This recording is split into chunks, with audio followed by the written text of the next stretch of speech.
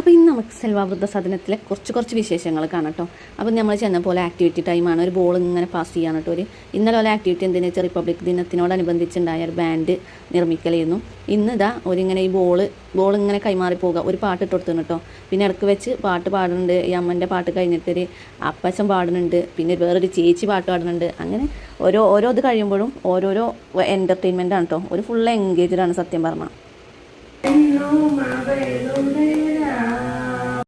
ഇപ്പോൾ ഒരാളുടെ കഴിഞ്ഞ പോലെ ഭയങ്കര എൻകറേജിങ് ആണ് കേട്ടോ. അവരങ്ങനെ കൈയൊട്ടി പ്രോത്സാഹിപ്പിച്ചൊക്കെ കൊടുക്കുന്നുണ്ട്.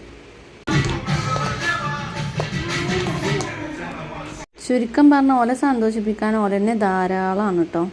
പിന്നെ നമ്മൾ ചെന്നപ്പോൾ ഒരു ഫുള്ള് ക്ലീനിങ്ങിൻ്റെ ദിവസമായിരുന്നു കേട്ടോ. ഓരോ ഹെയർ കട്ട് ചെയ്ത് കൊടുക്കലും നെയിൽ കട്ട് ചെയ്ത് കൊടുക്കലൊക്കെ നല്ല തിരക്കായിരുന്നു. നമ്മൾ ചെന്നപ്പോൾ അതിന് ഒരുപാട് ആളുകൾ വന്നിരുന്നു. അത് എവിടുത്തെ ആളാണ് എന്ന് നമ്മൾ ചോദിച്ചിട്ടില്ല. പക്ഷേ അവിടെ ആളുകളുണ്ടായിരുന്നു. ഒക്കെ നല്ല സുന്ദരന്മാരും ആക്കിച്ച് പോയിട്ടോ അവരൊക്കെ.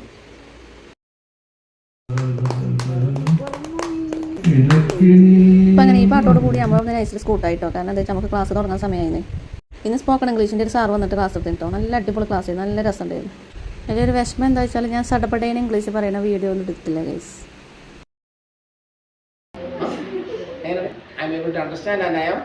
It is very nice, nice, and I am getting okay. Okay.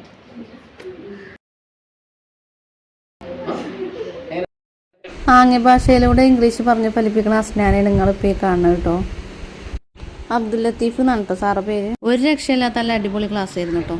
അപ്പോൾ ഏതായാലും ഇന്നത്തെ വിശേഷങ്ങൾ ഇത്രയൊക്കെ ഉള്ളൂ. അപ്പോൾ ഓക്കെ ബൈ. അടുത്ത വിശേഷമായി അടുത്ത വീഡിയോയിൽ വരാം.